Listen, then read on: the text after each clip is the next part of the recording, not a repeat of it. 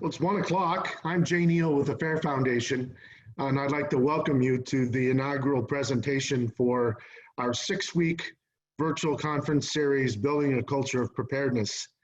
I'm pleased today to, well, I want to issue a caveat first.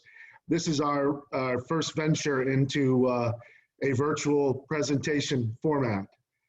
So having watched the news channels, I expect there may be some technology glitches, and I would ask you in advance to stick with us. I would also want you to know that this presentation is being preserved. It will be shared with public access channels, with educational institutions and other associations in the future, and I hope that it will be a valuable learning experience for all. I have been surprised, pleasantly surprised twice in my interactions with Dr. Howard Kunreuther. The first was, I was talking in Tallahassee with Ash Williams, who's the Chief Investment Officer for the state of Florida, and he recommended a book called Isaac Storm. And while I was ordering a copy of Isaac Storm on Amazon, I saw the Ostrich Paradox. And I thought, having dealt in this space for the better part of a decade at that point, I thought this looks like a book I would like to read. I read the book and I was absolutely bowled over. It's an extraordinary work that explains. I'm not want to take away any thunder from the substantive presentation that Howard does, but it's just absolutely a book that I thought would be a game changer for what we do. And so the second surprise, so I was determined at that point that if we could get Howard to be a presenter for our, what was at the time planned to be an in-person conference, that he should be the kickoff, because everything that comes after should reflect this book and the lessons that it explains. And, but the second surprise was that as we were assembling the 100+ participants in this 6-week conference, Howard's a rock star. I was amazed at the number of people who were so impressed by his work. I'll point out Miles Anderson, who's a good friend, has been to my home in South Florida, and Miles is the head of the Mitigation Bureau for the Florida Department of Emergency Management. And Miles said he had at least 10 copies and that Howard was exceptional. And so I think we lucked on something amazing. I would like you to look at Howard's bio, but the most important thing, and the comment that I will leave with, is that in my view, this is necessary reading. In fact, I'll go further. I'll say it's necessary studying for anyone who is in emergency management, risk management, public policy, or that deals with how we deal with catastrophic events. And so with those comments, I give you Dr. Howard Kunreuther. Thank you very much, Jay. I'm going to now try to make sure that I share my screen here. Hold on for a minute. I'm losing, here we go. Okay, this is the technology issue that that Jay was referring to, and I think we're going to be fine here in a second. Let's see. I'm trying to get this on.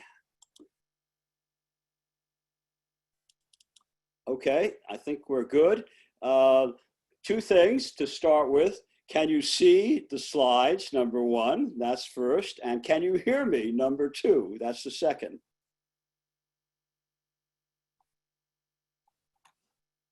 Beth or someone, I just want to make sure. Yes, we can hear you. Okay.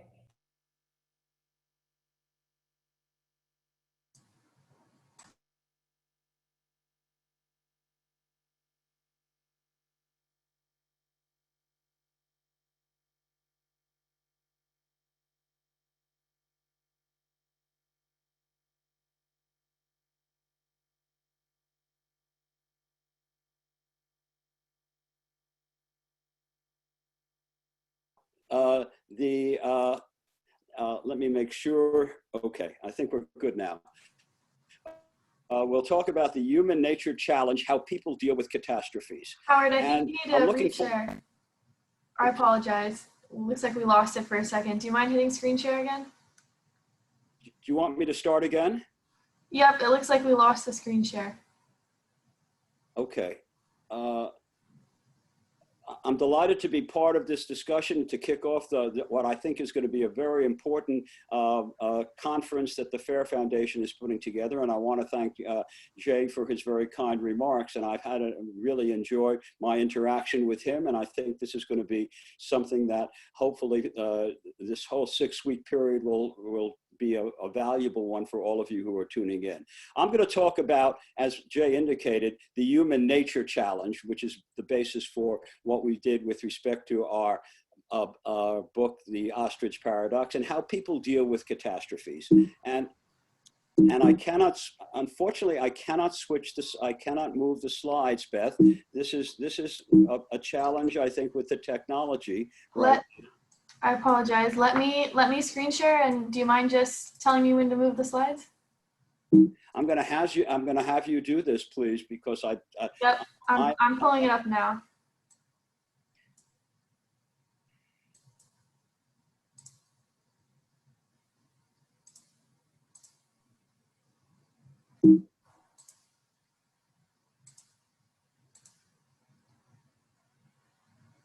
Beth, whenever you're ready, if you can get me to the next slide.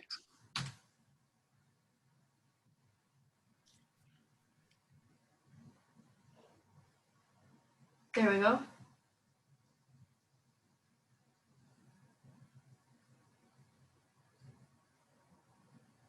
Can you see where we are? I'm going to have you move it, please. Yep, we're up on the slide that's outline of talk.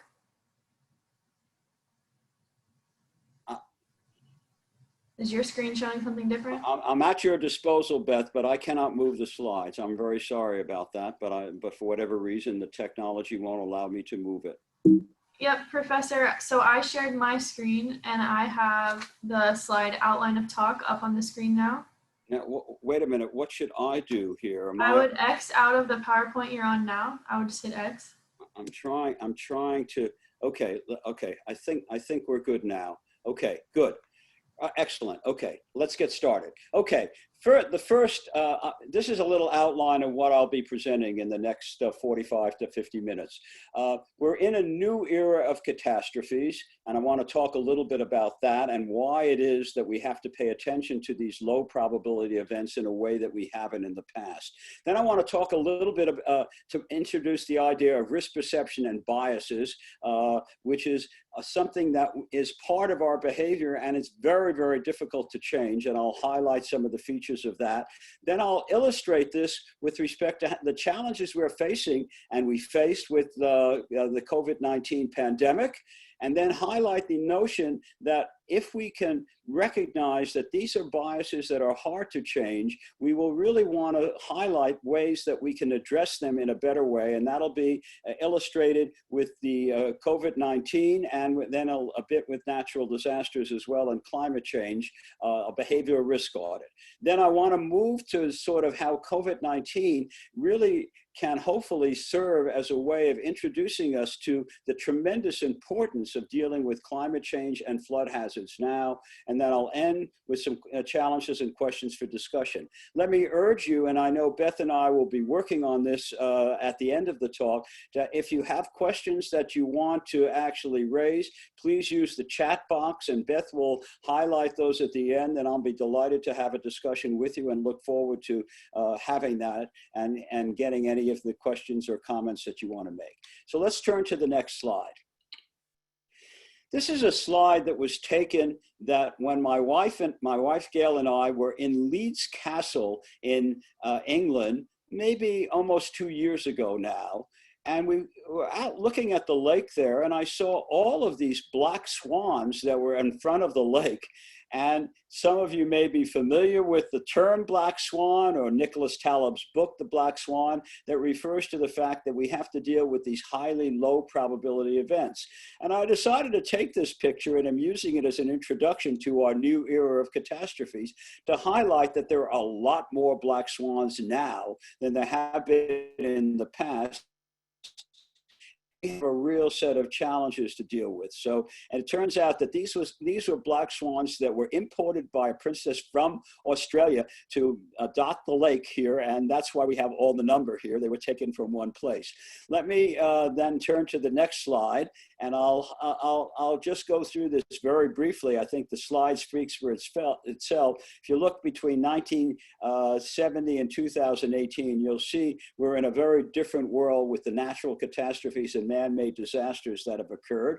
And if you see the next slide after that, you'll see the insured and uninsured losses that have occurred. And that's even more graphic in terms of how little there was up before 1980 and how large the number of insured and uninsured losses were during this last 20 years or so. And if you then go to the next slide after that, you will see essentially a set of these disasters. Many of you, I know many of you are in emergency management. You've had to deal with some of these events. We take us back to Hurricane Andrew back in 1992 and all the way up through some more recent ones, including Hurricane Sandy. And you could see essentially how the insured losses in billions of dollars that have incurred. I'm going to come a little later on in the presentation to talk about how large these disasters are going to be if we don't pay attention to climate change now and let things go on. And you'll see that with a couple of illustrative examples of what will happen with flooding and natural disasters in the future. So having said that, let's at least take a moment to ask ourselves the following very basic question. Why is this happening? What's going on here? And I think if we look at this, we'll see there are several factors that are occurring. One is a large number of people are moving into urban areas that are actually threatened by natural disasters. We can turn to Florida as certainly an example where the population has increased enormously in recent years for a very good reason. People say this is a great place to live, to retire, to enjoy life. The problem is that most of the development has been in hazard-prone areas, and when you have hurricanes, you're going to get a lot more damage that's going to occur, and there's a huge increase in the value at risk. So those two features are certainly part of the story, but they're only a part of it. And the other element that I think is important to recognize that, and I think people do, that the weather patterns are changing. We have sea level rise, and this is going to cause a great deal more flood damage and a lot more intensive hurricanes and events. We've gone through a few of them even very recently. If you turn to the next slide, and this is in 2020, you'll see essentially the most recent one, Hurricane Sally, which occurred just a few days ago, and the damage to the Panhandle, to Pensacola and other parts of Florida, Alabama, and Georgia. Lots of homes were without power, and a lot of storm surge and flooding. I will tell a little personal anecdote about my own situation. Before, I was planning to show the slide Hurricane Laura, which I think we also are very familiar with, which was one of the more intense hurricanes that we've had a couple of weeks before. And I also want to indicate that I contacted my daughter and told her that she was now going to be part of a historical process here because her name is Laura, and there's a hurricane named after her. But I decided I'd rather show Sally because this is the more recent one, but I thought I'd tell that little story, that we do have names of people. I do know a number of Sallys as well, as we all probably do. So anyway, having said all of that, let me now turn to the next slide, which indicates we'll be now looking at risk perception and biases and behavior. And I'd like to start with a book by my colleague, Paul Slovic, and we've been working together for a number of years now. And Paul is a psychologist who is focused on risk perception at a time that very few people were even thinking about perception of risk in the 70s. And at that time, he did a whole set of surveys to understand how people looked at risk. The scientists at that time were saying, look, people aren't really understanding what risk is about.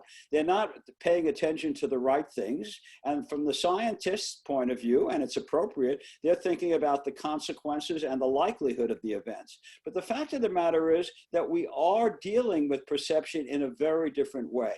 And if we turn to the next slide, you'll see essentially how the features that influence these risk perceptions, and these are features that came out of a lot of research that Paul did in the Slovic did in the 70s with his colleagues, Baruch Fishoff and Sarah Lichtenstein, but what have now been looked at around the world. And what I think we can all identify with, and we're going to talk about that in the context of the pandemic in a few minutes, is that there are features here that people are very concerned about. The dread, the outcomes from the hazard, their fear, and that impacts behavior. If it's a new risk, and COVID-19 is a new risk in one sense, although we've had a lot of coronaviruses in the past, but this one hasn't been experienced by individuals. If it's not known to science, although there's a lot of knowledge, as we'll talk about, but we still are not exactly sure how long this is going to be with us and what the outcomes are going to be. It's uncontrollable. The hazard is spread, and we all understand that. There are fatal consequences. People can die, and there is a catastrophic potential. And as we well know from the data that we just heard about yesterday and today, 200,000 people have actually died in the United States from COVID-19. But this is true of natural hazards. It's true of the way we think about climate change. It's true of a lot of other things. Some of these things we don't dread, and as a result, we don't pay attention to them. And for that reason, we don't take actions beforehand. So the pandemic illustrates this very directly, but natural hazards and floods actually goes in the opposite direction. We're really not as concerned about that because we're familiar with the risk and we feel it's known to science, and all these features don't play a role. So we'll talk about both of these as we go on. Now let me move to essentially a book that I highly recommend if those of you who are interested in decision-making and behavior, and it's a book by Daniel Kahneman.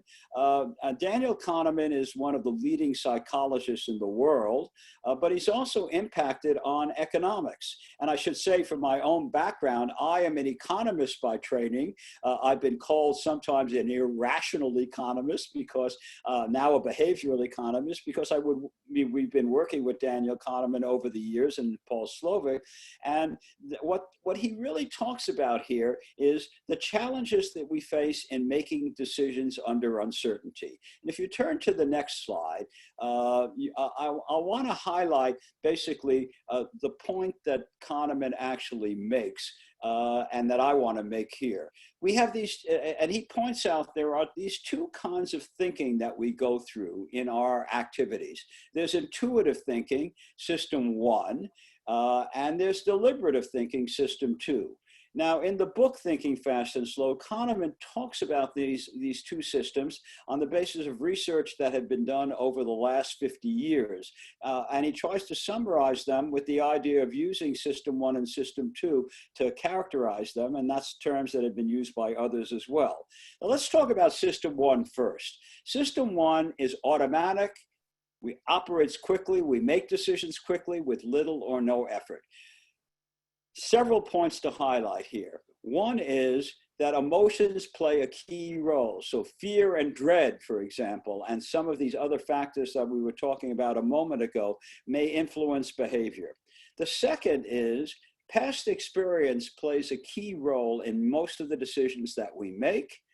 And we do still exhibit a set of biases and simplified decision rules as a part of the way we process information. Now, the point that Kahneman makes, and I want to make here, is that for most decisions we do every day, we do extraordinarily well. We actually know when to brake when we're in a car and we're in traffic. We know when to cross the street. Those of you who are working and all of you in firm decision making, we have a lot of past experience that enables us to make good decisions and in dealing with a lot of our actions. And so we actually do well. And we make hundreds of decisions every day, as we all know, in terms of, you know, what are we going to have for breakfast and getting up, and all of our daily activity plus our business activity or whatever else we might be doing. But here's the point to make for this talk.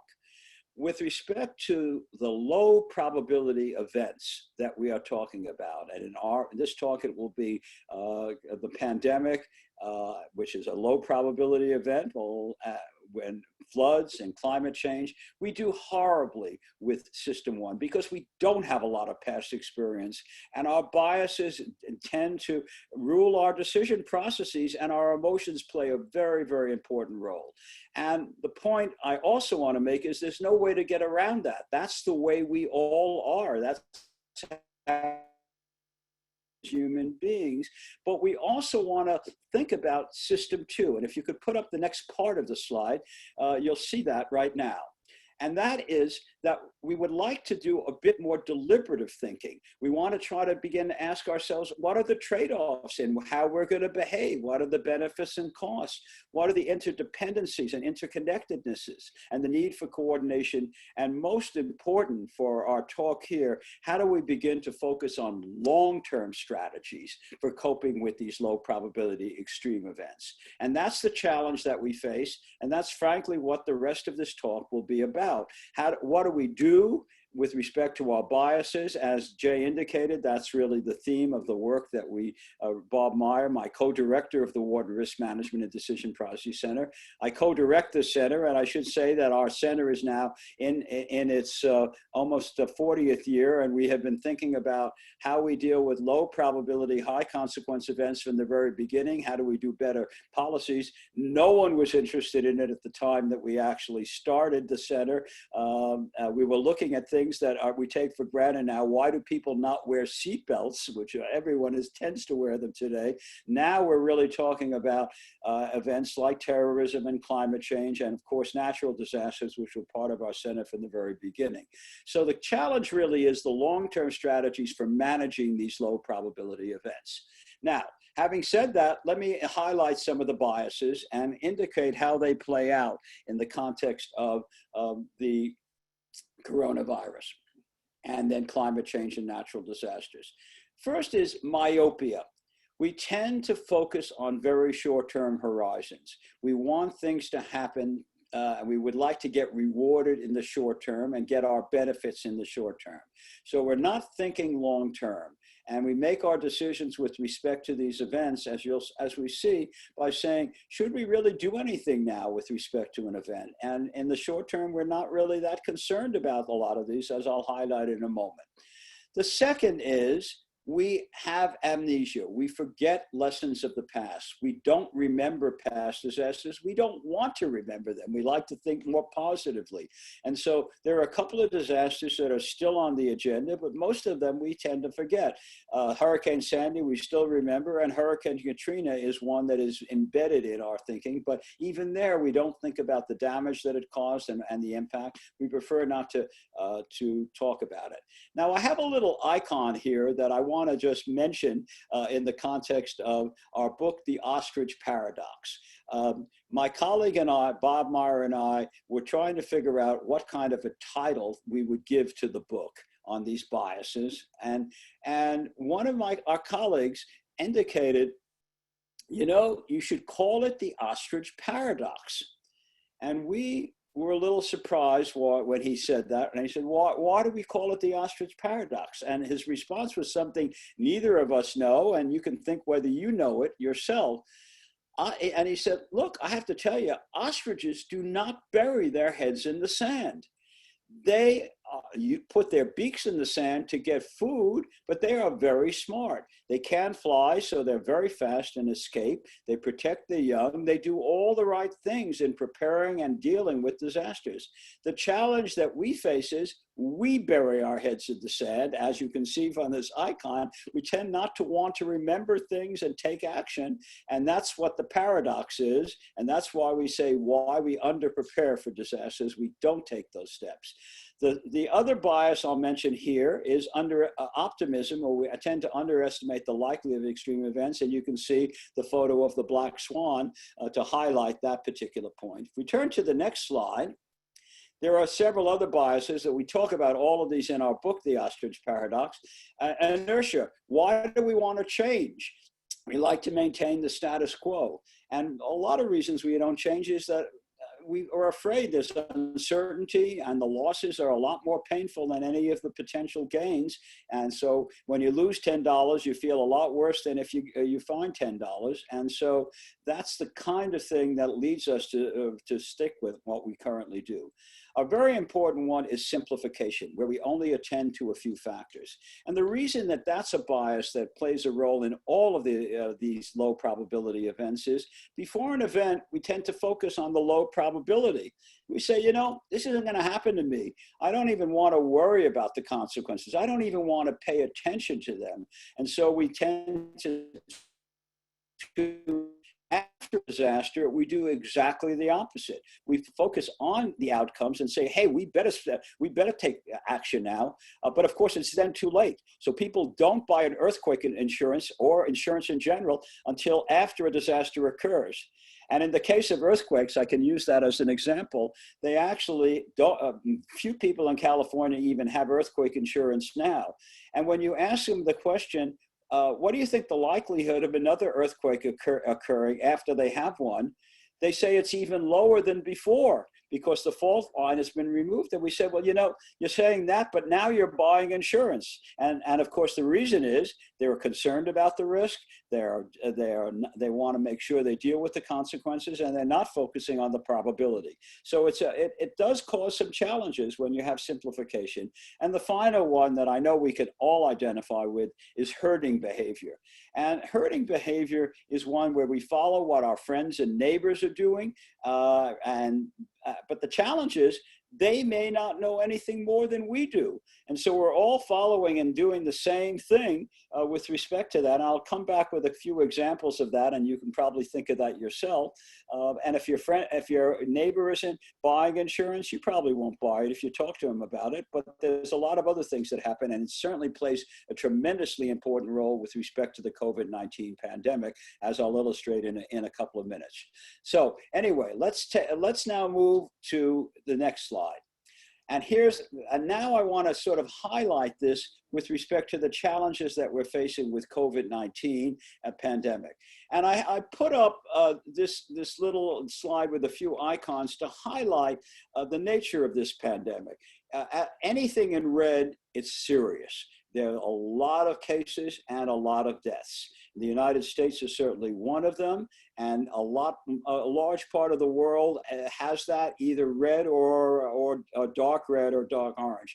Very few parts of the world, as you can see, actually are in yellow or in brown, where there's a much lower risk. So this is a worldwide pandemic, as we're all aware of.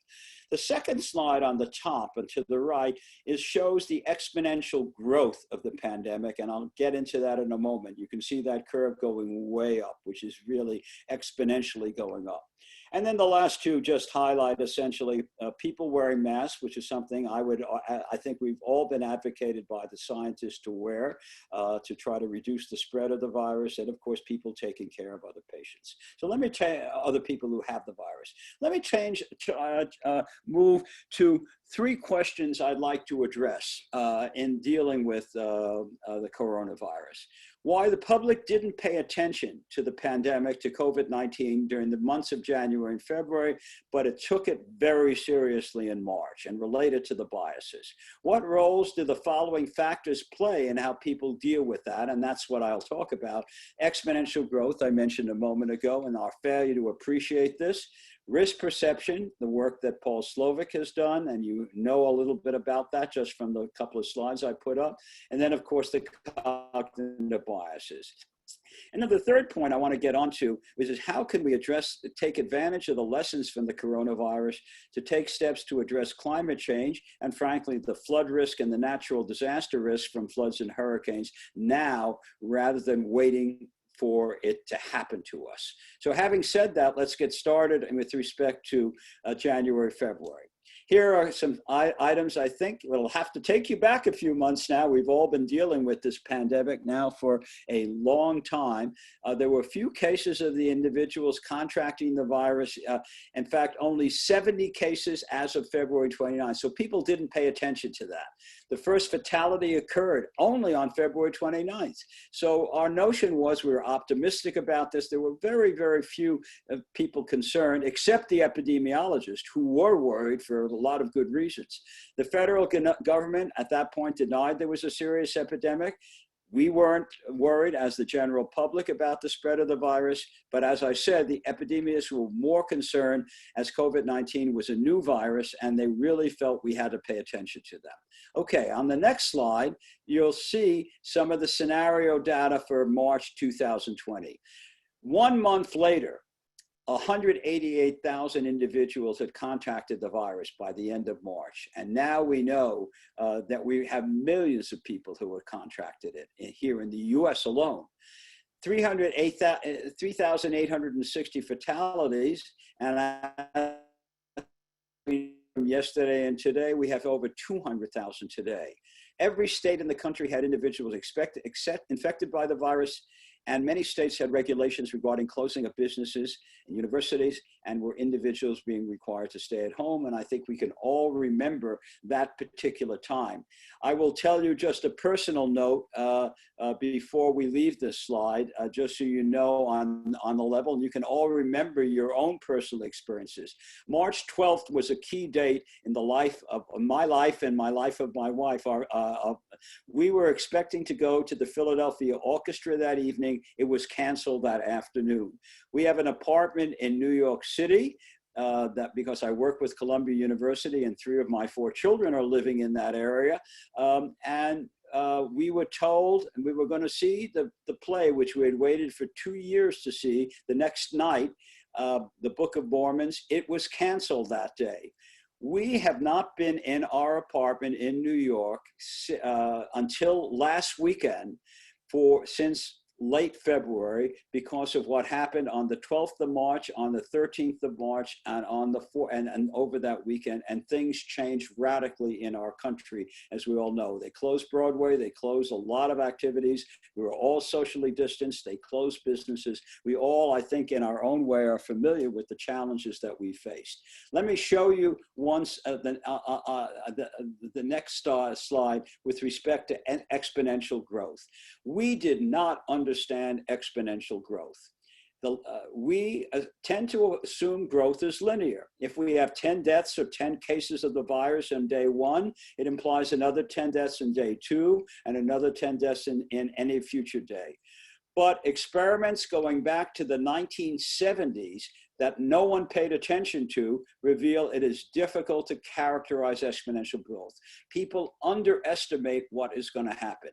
Let me give you an example that that we use, and we actually generated a little piece that Paul Slovikin wrote in Politico back in March on exponential growth. Paul knew a psychologist, Wagenaar, in the Netherlands, who had actually written about how the inability to actually understand exponential growth, and no one had paid attention to him. But it was a piece in the Washington Post that we actually link on the piece we wrote in Politico, so you can see it there, written that highlighted the following example. No, let's stay with that slide. If a pond is half filled with lily pads on day 7, it will be totally filled on day 48. But here's the question that was raised. The example was, suppose that you have the number of lily pads doubling. In day 1, you have 1 pad. In day 2, you have 2. In day 4, you have 4. In day 3, you have 4. In day 4, you have 8. In day 5, you have 16, and it constantly doubles. So when you are on day 47 and you have half the pond filled with lily pads, you know that on day 8, if it doubles, it'll be filled on day 48. But here's the question that you should focus on before you look at the second part of this slide, or the second bullet point. If you were asked how many how much of the pond would be covered in lily pads on 40 days of exponential growth, the way I described it. And you thought about that, and I've asked that question to a number of people. No one would guess less than 10%, and most people say 30%, 40%. They are really at a high level, and I certainly wouldn't have guessed this. But look at the amount. 0.4%, less than 0.5% of the pond would be filled. And that's the challenge we face with exponential growth. Now we can look at the next slide. The next slide is Louisiana and the growth of the coronavirus in Louisiana. And you will see that there were very, very few cases that were happening in January and February. And the cases went up to 2,305. And just look at the curve of the total cases, the number of new cases and whatnot, where you see almost no movement at all. And it's hard to see the months there, but those are January and February on the low end. And it's only on March that you see anything happening. So that's the challenge that we face. Now let's turn to the next slide, and we'll look at the responses by the coronavirus in January 20th, looking at myopia. Very few individuals were infected, no deaths during these 2 months. We were never giving any thought until March. Let's take a look at the next one. Optimism. We estimated the coronavirus as being so low that we were not going to be infected. The optimism and almost the simplification bias. If we turn to the next one, I'll go through these fairly quickly because we've talked about them. We didn't pay attention to the consequences. It's not going to happen to me. And finally, the herding behavior. Our friends and neighbors are not concerned, so why should we be concerned? And I will give you the one example, which is one of the reasons I showed you the slide in Louisiana. Mardi Gras was celebrated on February 25th. No one was paying attention to the coronavirus. No one was masking. No one was doing anything. We were all unaware of what could happen. And as a result, you had a huge increase in numbers of cases and deaths in Louisiana in March because of what happened in February. It's just an example of the challenges that we face. Now let me move to, let's see. No, I think we went backwards on that. Got to go forwards here. Oh, wait a minute. I'm sorry. My error. Now let's look in March. That's my error. Sorry about that, Beth. The myopia. Even in March, we failed to pay attention to the need for more testing and more ventilators. And we were predicting even in March, we're going to be back to work by Easter. Let's take a look at the next bias. Instead of optimism, we were pessimistic. We were focusing on the individuals who've been infected and died, and therefore we were really scared, all of us, about contracting the coronavirus and dying or anything happening to us. And that still pervades a lot of behavior today. I think all of us, and I certainly will say myself, I'm concerned. No question about that. We're all concerned. Okay, and the next one. Simplification. We will consider the consequences, and we said it may happen to us, and that's why I think we were concerned about that in March. And finally, on herding behavior, we were staying at home. We were staying at home and interacting with friends and neighbors, and there were a lot of regulations, and there was a lot of online interaction like we're doing right now with Zoom and WebEx and things that all of us have been focusing on because of that. So there was a lot of social distancing. Instead of herding, we were social distancing. Now, having said that, let's turn to the next slide and talk about the behavioral risk audit. So I want to highlight the behavioral risk audit in the context of the coronavirus to give you a better idea of sort of how we are dealing with this. And here is what Bob Meyer and I are saying in our book, The Ostrich Paradox. We are not going to change people's biases. We have to identify what they are and how they play a role in whatever context. Let's accept these biases as part of our natural tendencies in making choices and then design strategies that address them. So let me turn to the coronavirus to illustrate that, and then we'll move to climate change and the flood risk to highlight that point. Next slide, please. So how do we deal with myopia? that's a real challenge. But one way is to say, look, there are definite benefits on social distancing and wearing masks early in the game. If we had done that in early March, or in March itself, we would have reduced a lot of the people who would have gotten the virus. And that clearly was not done. And we're still having challenges today, indicating how the closing of businesses at an early stage reduces business interruption risk and temporary job losses. Again, letting people know that if we do things now, we may avoid a lot of long-term consequences. Optimism, show that few illnesses can still lead to exponential growth, as I've talked about. And let me just show you one more slide, if I'll go to the next slide on that. This is the coronaviruses just between February in the United States, between March 11th, and you can see how few cases there were, and the 188,000, and you can see the exponential growth curve as it plays out for the US. Okay, turning to the next slide.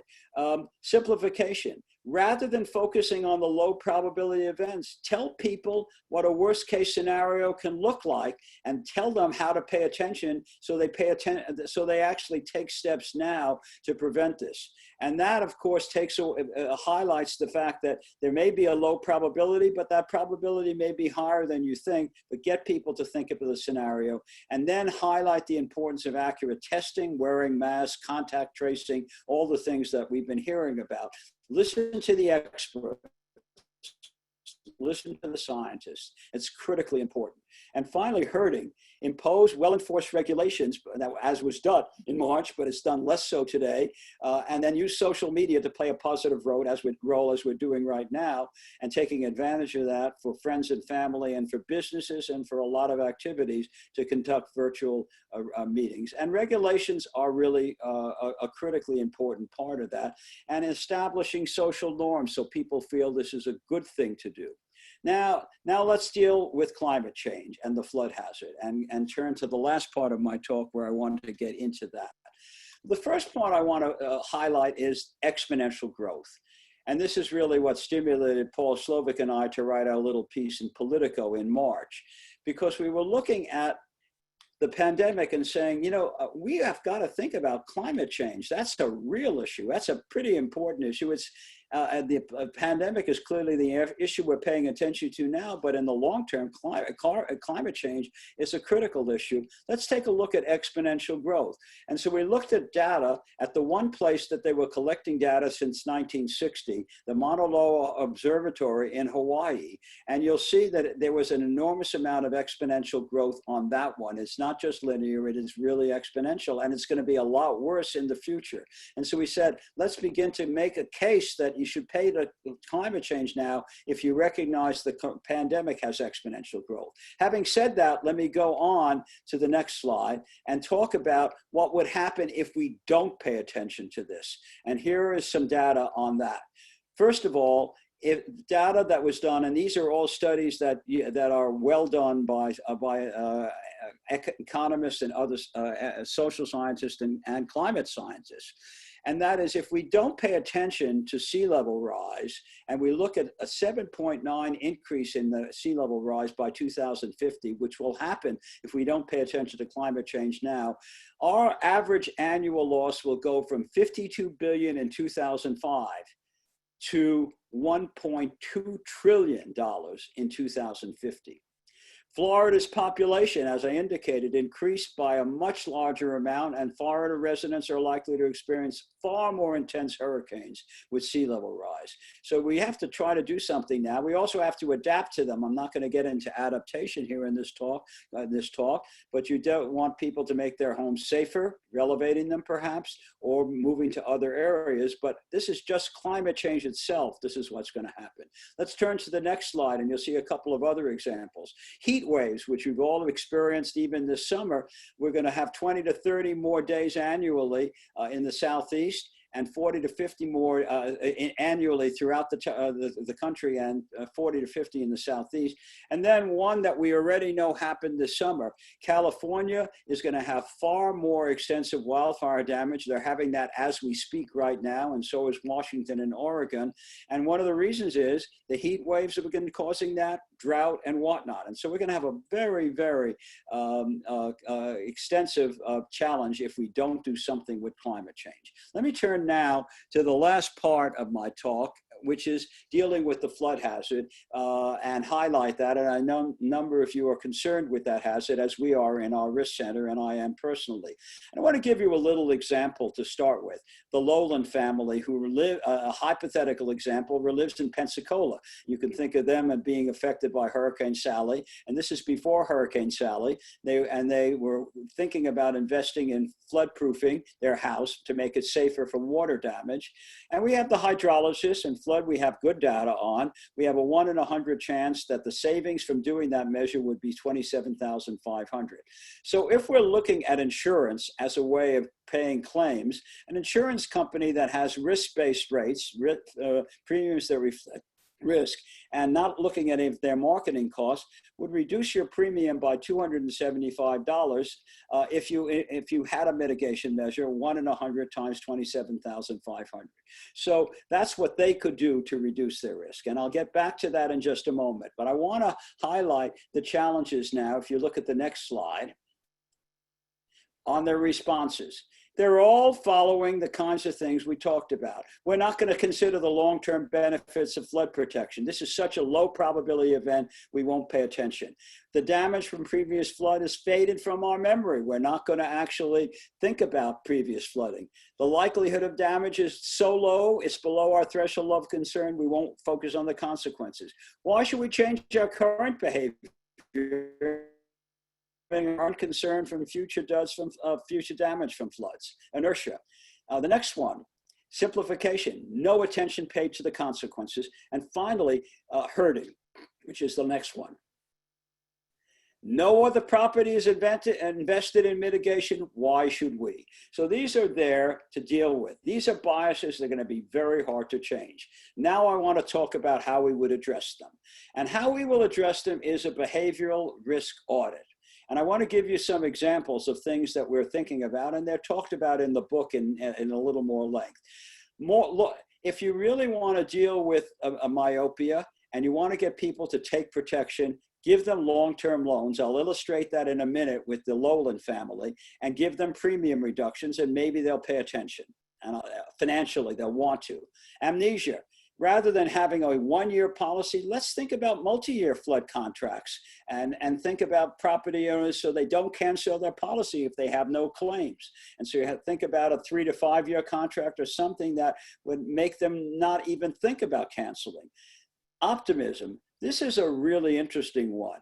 If you tell people there's a 1 in 100 chance of a flood occurring next year, they're going to say it's so low, I won't pay attention. If you tell them there's a greater than 1 in 4 chance, or the 1 in 4 chance of at least one flood in 25 years, 1 in 4 or 1 in 5, they say, oh my God, that's a high probability. I better pay attention.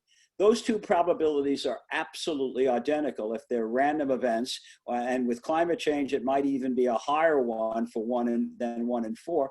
But people do pay attention to a 1 in 4 number, and they don't pay attention to 1 in 100. So stretch the time horizon and deal with that. Let me give you a couple of other examples. Inertia.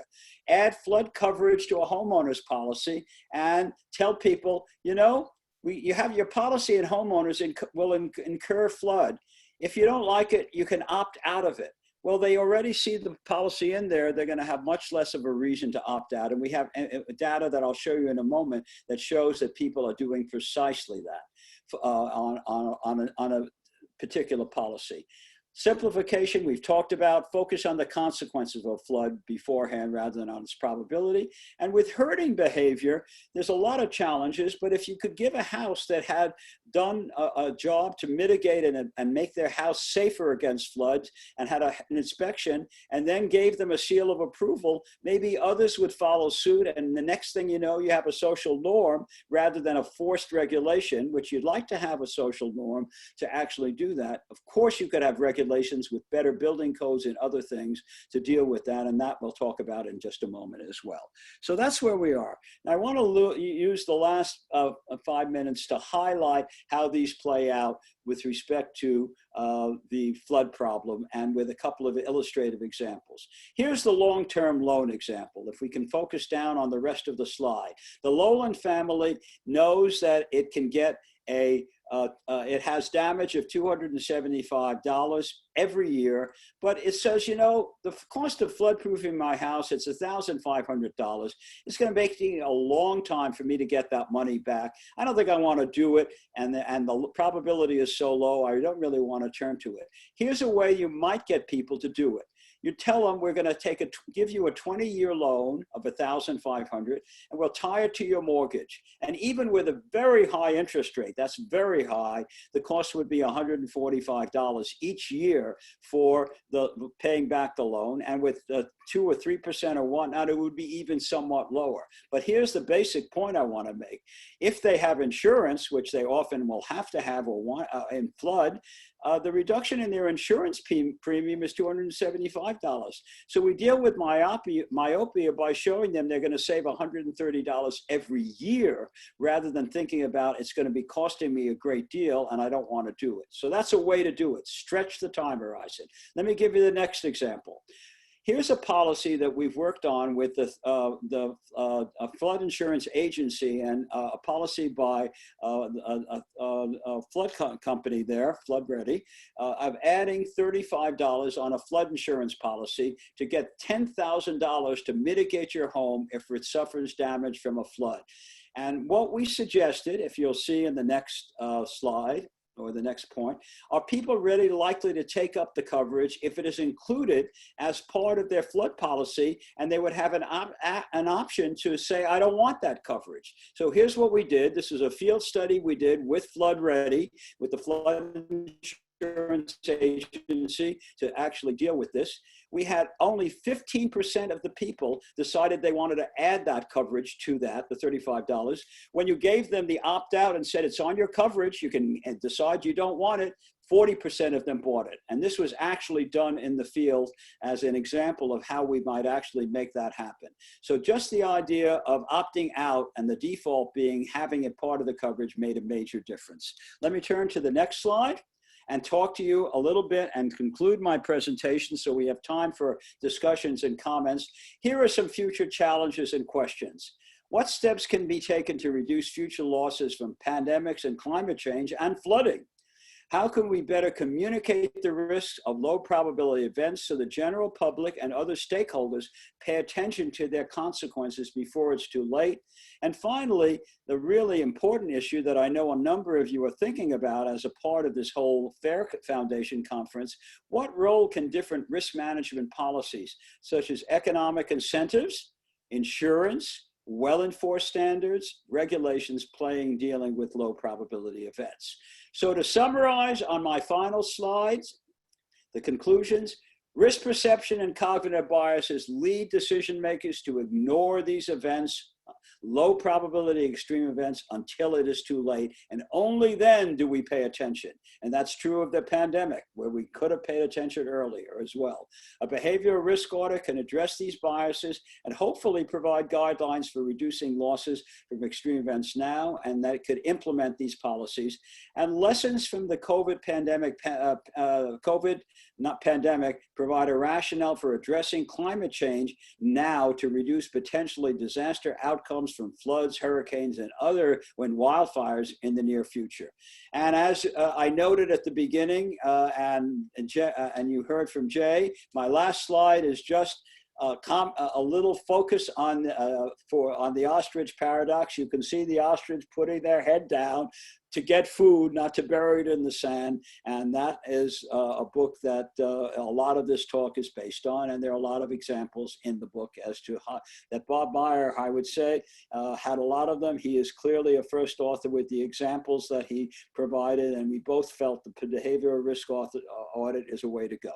So on that note, I'm going to turn this back to you, Beth, for any comments and questions and things that have, and I have a few minutes. I'm happy to stay on a little longer to answer any questions that people might have. So let's get started in any way you'd like. Yes, Dr. Kunreuther, thank you so much. That was a really wonderful presentation. And I have also read the Ostrich Paradox and can attest to the fantasticness of the book. As everyone's been saying, it's a really wonderful book and honestly a quick read with a lot of really important information. So, you know, we were restricted, Beth, to 100 pages. We wanted to do this with Wharton, so it's 100 pages. It's not 800 pages. Right, it's really an excellent read.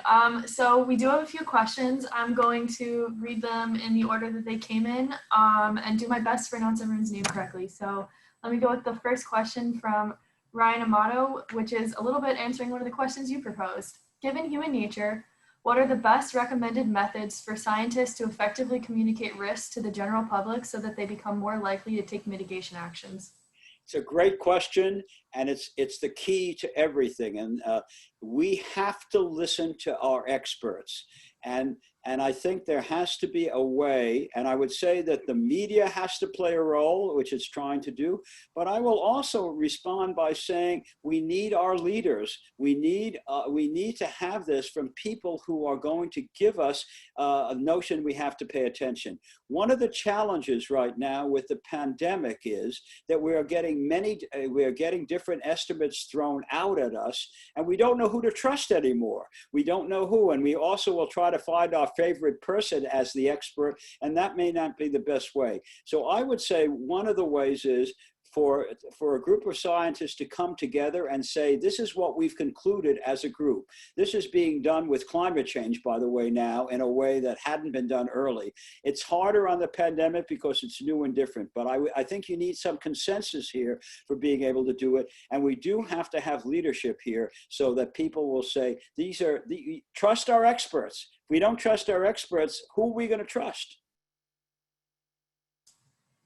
Thank you. And the next question came from Carrie Schaefer. She asked, when presenting people with stark facts / worst case scenarios, how do you deal with their finite pool of worry? How do you keep them from mentally checking out?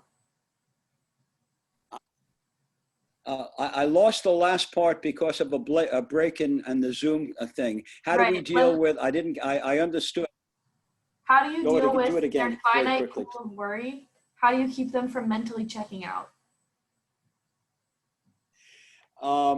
Well, I mean, the checking out is a really important element on all of these things. And I think that I would want to use our behavioral risk audit as a way of trying to deal with this. We talked about 6 biases here.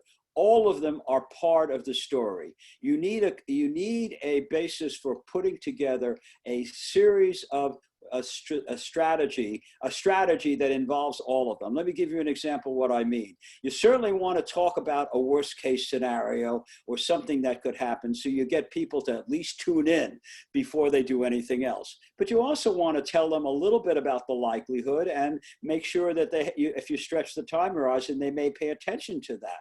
But you also want to give them ways to do things, and that's why I wanted to use the example of long-term loans and incentives to do it. But having said all of that, you may need well-enforced regulations to deal with the herding bias because of the fact that people aren't going to do things. But if you tell them that, this is, and you want to try to establish social norms, as I said, so people will follow through. So it's a combination of all of these things. If you only do one of them, you probably won't be successful. But if you can do a combination, you might actually get people to say, I'm going to take some steps now to reduce my flood risk. And I'm going to tell my neighbor about that because they should be doing it the same way. And I think on that basis, you might actually be successful. Thank you. And the last question I see right now, feel free to send another one in. We still have a few more minutes, comes from Erin Lask. And she asked if you have a behavioral risk audit for wildfires. Yes. We are actually working on a behavioral risk audit as we speak. We haven't developed all the details, but we are actually doing a study right now on wildfires. We have some pieces that we've written on wildfires that if you go to our website, or if you drop me an email, I'll be happy to send you or anyone else interested in that and on that. And so the answer is we do have that. I don't know whether I would want to go into all the details with respect to it, but I do want to say one thing about wildfires that makes it even more challenging than some of these other risks. There's a real real notion of an interdependency of a risk here, because if one house catches on fire and you've taken protective measures to your own house, you may still get a fire as a result of that. So you really need to think about the role of the community and the role of regulations and building codes and other things to get everyone to kind of do things. Because if you're the only one on the block who does it and you know that others aren't going to do it, you may have a fire and nonetheless. And this is research that frankly we have been doing over the years on that general problem, but it does require you to really sort of recognize that you have to have everyone doing it, because if you're the only house, you'll say, look, I've taken the steps and no one else has ever done it, and I put all this money in and I still can have a fire. So that's a big challenge with the wildfire that we have to recognize on how you get people to take steps now to reduce the risk in the future. Thank you, and I'll note on the Whova app, you are able to message the speakers. So Aaron, perhaps you could message Dr. Kunreuther to get access when it. Yeah, and Beth, I'm going to ask you if you get some messages or whatnot, will you see them, and I will be in a position to try to work with you on some things that come in so I can. Now I know we're at our time right now. I don't know whether if I am willing to stay for anyone who wants to stay on, or if there's another question you want to pose. If not, we can end right now. We have one more question. Okay, so I'm going to read the last one. How would you handle complacency that occurs when threats of, for example, hurricanes are over-exaggerated and people are less likely to listen next time the alarm is sounded? Yeah. And that question came from Rebecca Kiever. Well, thank you. It's the complacency, I think the way I understood it, and correct me if I'm wrong, Beth, but you've been warned about a hurricane and it hasn't happened, and as a result, you're going to be complacent about the next one.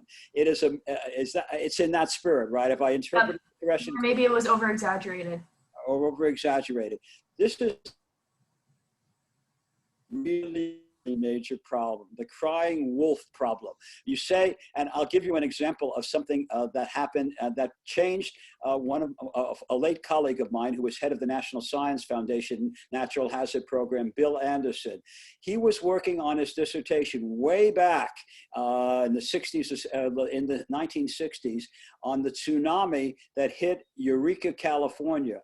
There was a warning of a tsunami in Eureka, and everyone paid attention and they evacuated it, did a set of things, and nothing happened.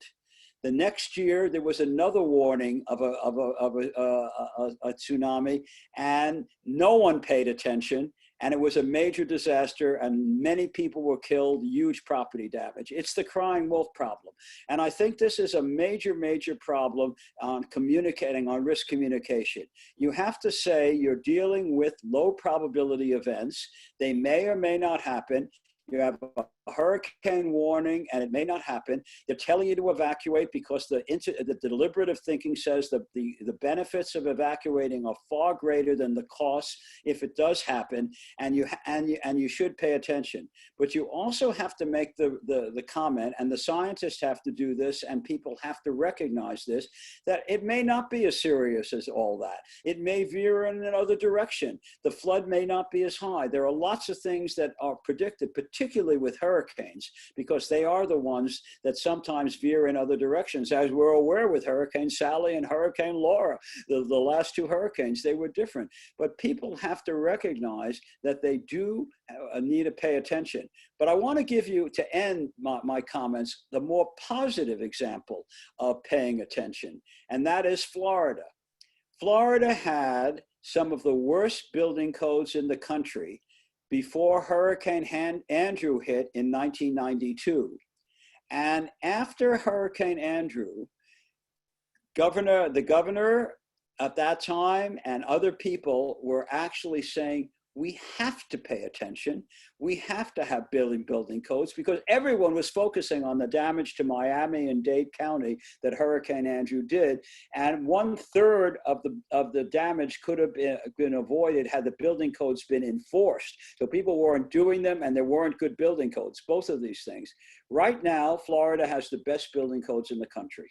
They did everything. They took advantage of the disaster. So you have two things. There's complacency, which was the question, which is, gee, it didn't happen as bad. I'm not going to pay attention. And you have to let people know they better pay attention, even if it doesn't happen. And then there's the other aspect of this, which is the availability bias, which is another bias I didn't talk about, but I'll talk about it now. When the disaster occurs, it's very salient in people's minds. They want action to be taken. And that's the time that political leaders can do things that they otherwise couldn't do. And that's the time that they actually, in Florida, they had a much better building code. And Jay Neal can talk about that better than I can because he was in Florida. And at some point you might hear from him on this conference with respect to that, because I was down there when we were chatting about how well Florida was doing with respect to building codes, but they're not doing so well in terms of people moving into the area, as I mentioned earlier. Right. Well, Dr. Kunreuther, thank you so much. Again, that was a really wonderful presentation and a great way for us to kick off the rest of the Fair Foundation conference. Everyone who participated and attended, thank you so much. We have our next session today at 3 called Identifying and Serving At-Risk Populations. So hopefully we'll get to see you there as well. And thank you again, Dr. Kunreuther. Well, thank you. I really enjoyed the opportunity to talk to all of you, and I appreciated the questions. And thanks, Beth, for facilitating everything, including showing my slides, which was an unexpected, a low probability, but high consequence events if we didn't have your slideshow to back me up. So we do need backups. So thank you very much. Thank you. Bye.